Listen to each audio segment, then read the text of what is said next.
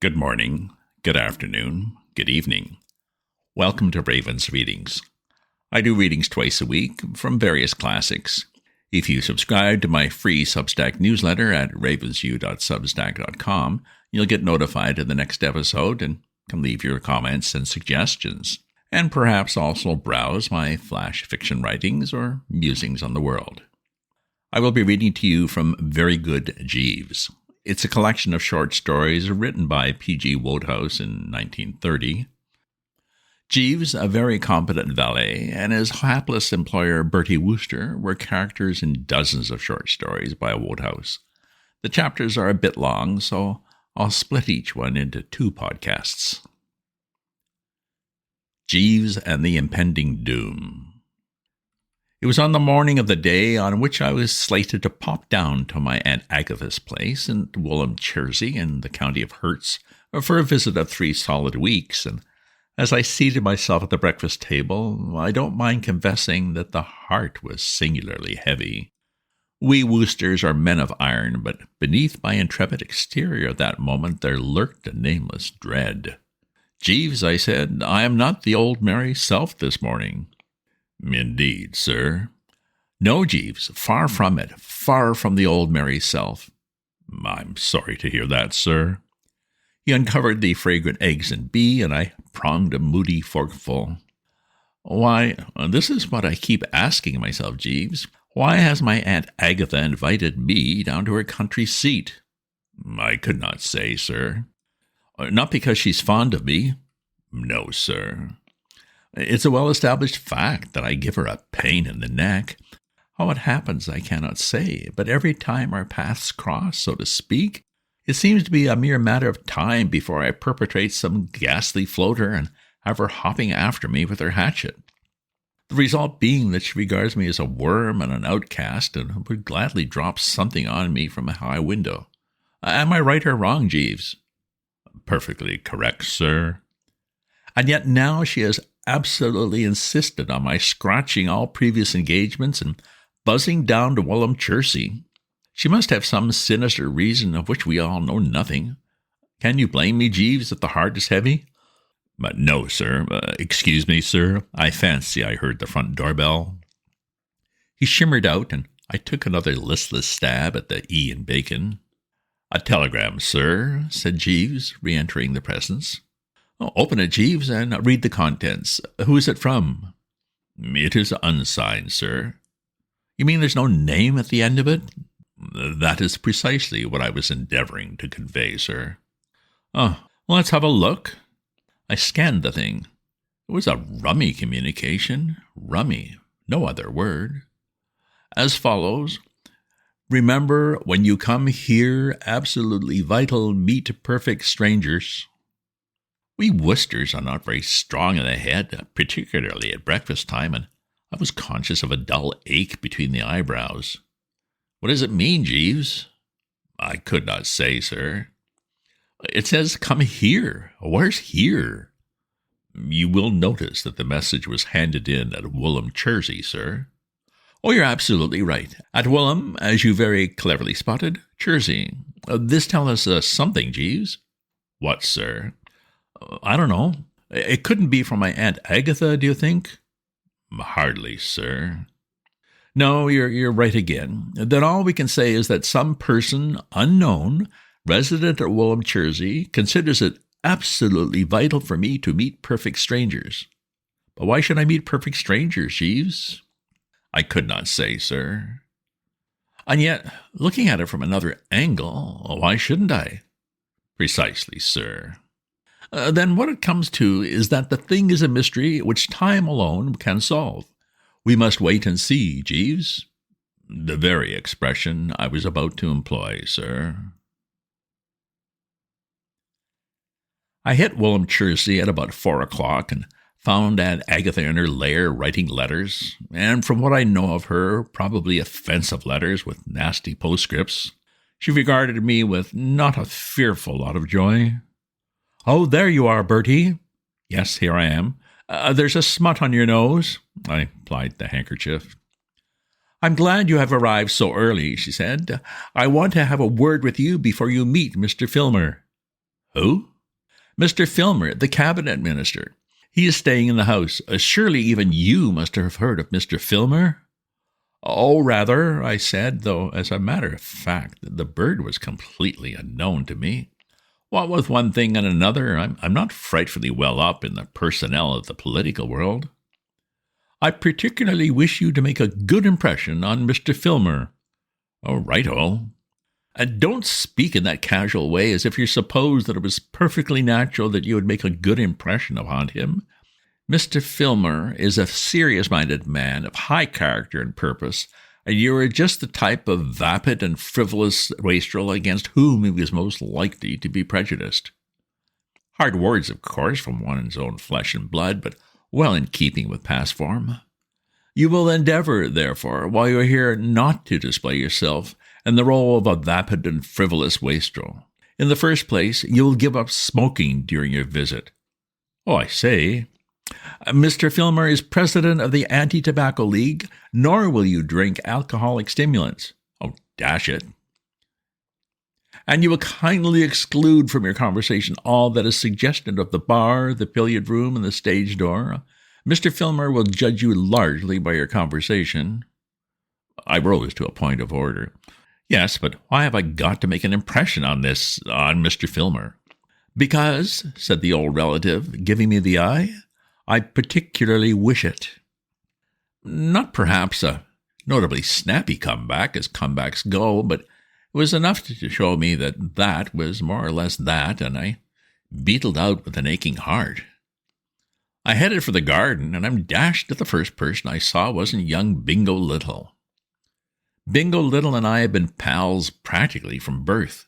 Born in the same village within a couple of days of one another, we went through kindergarten, Eton, and Oxford together, and grown to riper years, we have enjoyed in the old metrop full many a first-class binge in each other's society.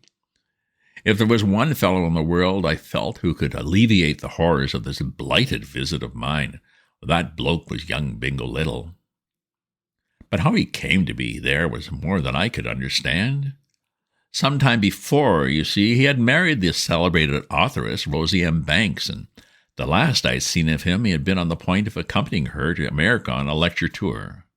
I distinctly remember him cursing rather freely, because the trip would mean his missing Ascot. Still, rummy as it might seem, here he was, and aching for the sight of a friendly face, I gave tongue like a bloodhound. Bingo! He spun round, and by Jove, his face wasn't friendly after all. It was what they call contorted. He waved his arms at me like a semaphore. Shh, he hissed. Would you ruin me? Eh? Didn't you get my telegram? Was that your telegram? Of course it was my telegram. Then why didn't you sign it? I did sign it. No, you didn't. I couldn't make out what it was all about. Well, you got my letter. What letter? My letter. I didn't get any letter. Oh, then I must have forgotten to post it. It was to tell you that I was down here tutoring your cousin Thomas, and that it was essential that when we met, you should treat me as a perfect stranger. Okay, but why? Because if your aunt supposed that I was a pal of yours, she would naturally sack me on the spot. Why? Bingo raised his eyebrows. Why? Be reasonable, Bertie. If you were your aunt and you knew the sort of chap you were, would you let a fellow you knew to be your best pal tutor your son? This made the old lemon swim a bit, but I got his meaning after a while, and I had to admit that there was much rugged good sense in what he said. Still, he hadn't explained what you might call the nub or gist of the mystery. I thought you were in America, I said. Oh, well, I'm not. Why not? Oh, never mind why not. I'm not. But why have you taken a tutoring job? Oh, never mind why. I have my reasons. I don't want you to get it into your head, Bertie, get it right through the concrete, that you and I must not be seen hobnobbing. Your blighted little cousin was caught smoking in the shrubbery the day before yesterday, and that has made my position pretty tottery, because your aunt said that if I had exercised an adequate surveillance over him, it couldn't have happened. If, after that, she finds out I'm a friend of yours, nothing could save me from being shot out on my ear. And is it vital that I'm not shot out? Why? Never mind why. At this point he seemed to think he heard somebody coming, and for he suddenly leaped with incredible agility into a laurel bush, and I toddled along to consult Jeeves about these rummy happenings. "Jeeves," I said, repairing to the bedroom where he was unpacking my things, "you remember that telegram?" "Yes, sir." "It was from Mr. Little. He's here, tutoring my young cousin Thomas." "Indeed, sir." "I can't understand it. He appears to be a free agent, if you know what I mean, and yet would any man who was a free agent wantonly come to a house which contained my Aunt Agatha?" "It seems peculiar, sir." "Moreover, would anybody of his own free will and as a mere pleasure-seeker tutor my cousin Thomas, who is notoriously a tough egg and a fiend in human shape?" "Most improbable, sir." "These are deep waters, Jeeves." "Precisely, sir."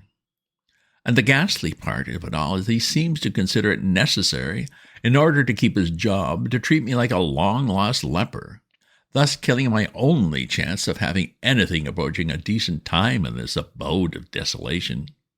For do you realize, Jeeves, that my aunt says I mustn't smoke while I'm here?" "Indeed, sir." "Nor drink."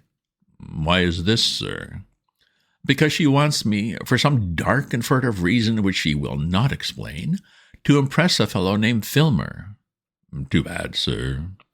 "However, many doctors, I understand, advocate such abstinence as the secret of health.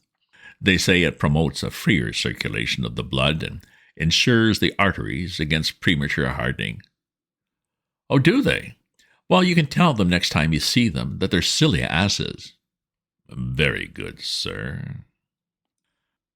And so began what, looking back along a fairly eventful career, I think I can confidently say was the scaliest visit I have ever experienced in the course of my life.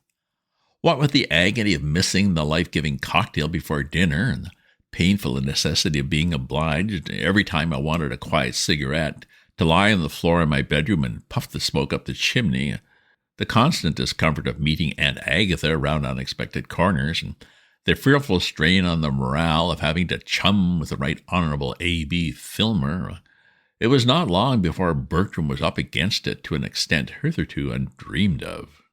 I played golf with the Right Honorable every day, and it was only by biting the Wooster lip and clenching the fist until the knuckles stood out white under the strain that I managed to pull through.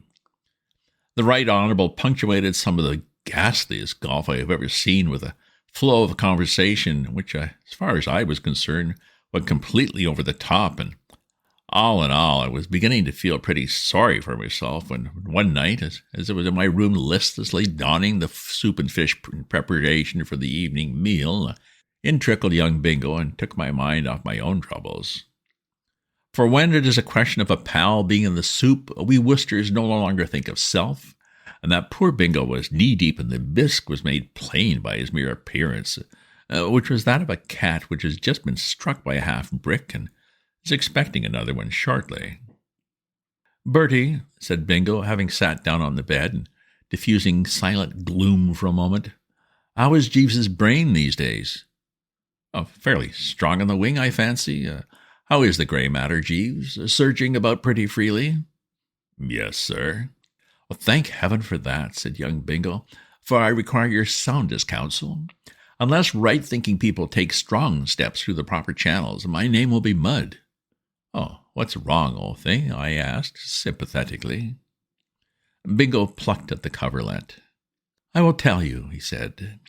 "I will also now reveal why I'm staying in this pest house, tutoring a kid who requires not education in the Greek and Latin languages, but a swift slosh on the base of the skull with a blackjack. I came here, Bertie, because it was the only thing I could do.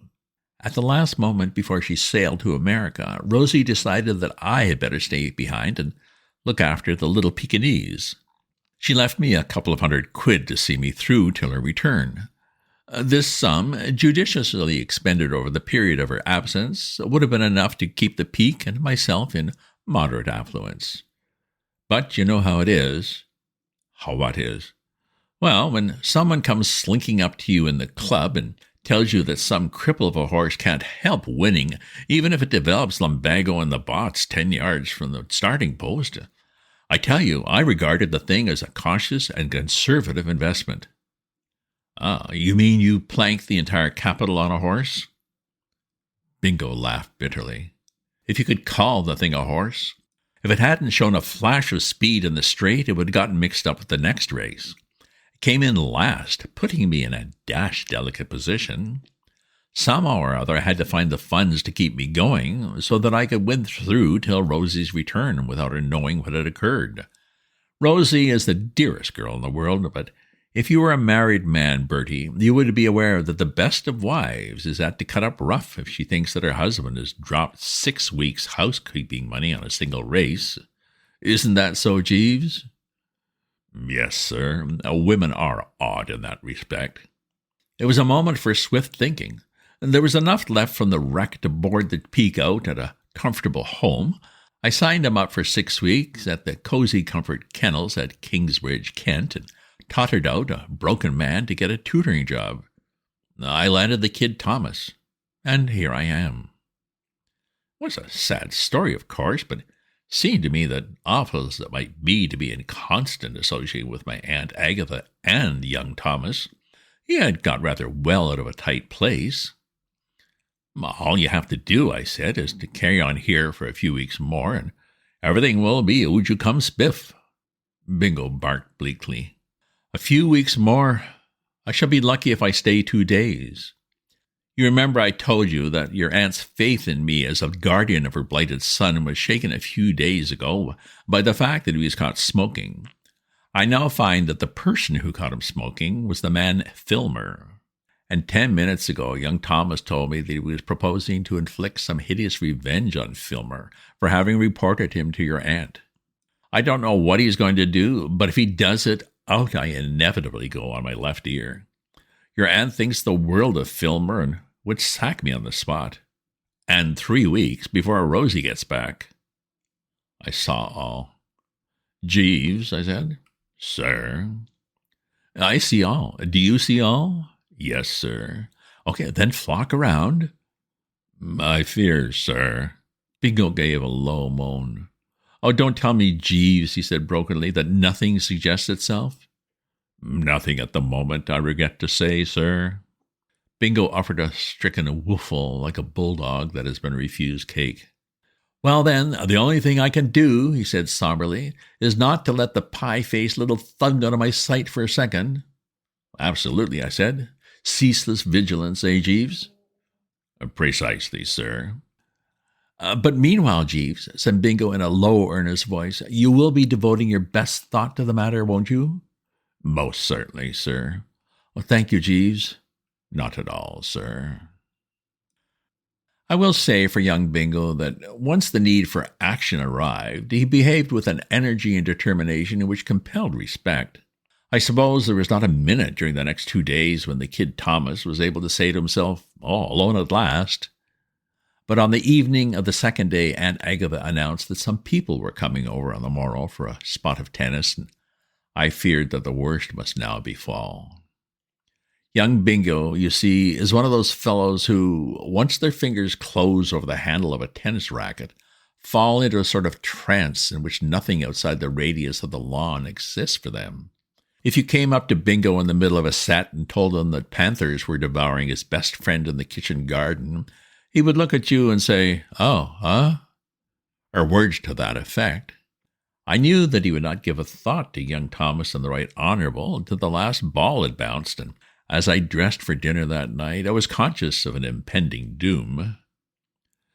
"Jeeves," I said, "have you ever pondered on life?" "From time to time, sir, in my leisure moments." "Grim, isn't it?" "Grim, sir." "I mean to say, the difference between things as they look and things as they are." The trousers perhaps a half-inch higher, sir. A very slight adjustment on the braces will effect the necessary alteration.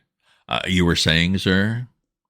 "I mean, here at Woolham, Chersey, we have apparently a happy, carefree country house party. But beneath the glittering surface, Jeeves, dark currents are running. One gazes at the Right Honourable wrapping himself around the salmon mayonnaise at lunch, and He seems a man without a care in the world. Yet all the while a dreadful fate is hanging over him, creeping nearer and nearer. What exact steps do you think the Kid Thomas intends to take? In the course of an informal conversation, sir, which I had with a young gentleman this afternoon, he informed me that he had been reading a romance entitled Treasure Island, and had been much struck by the character and actions of a certain Captain Flint. I gathered that he was weighing the advisability of modeling his own conduct on that of the captain. Oh, but good heavens, Jeeves! If I remember Treasure Island, Flint was the bird who went about hitting people with a cutlass. You don't think young Thomas would bean Mr. Filmer with a cutlass? Possibly he does not possess the cutlass, sir. Oh, well, with anything. Oh, we can but wait and see, sir. The tie, if I may suggest it, sir, a shade more tightly knotted. One aims at the perfect butterfly effect, if you will permit me. What do ties matter, Jeeves, at a time like this? Do you realize that Mr. Little's domestic happiness is hanging in the scale? There is no time, sir, at which ties do not matter. I could see the man was pained, but I did not try to heal the wound. What's the word I want? Preoccupied. I was too preoccupied, don't you know?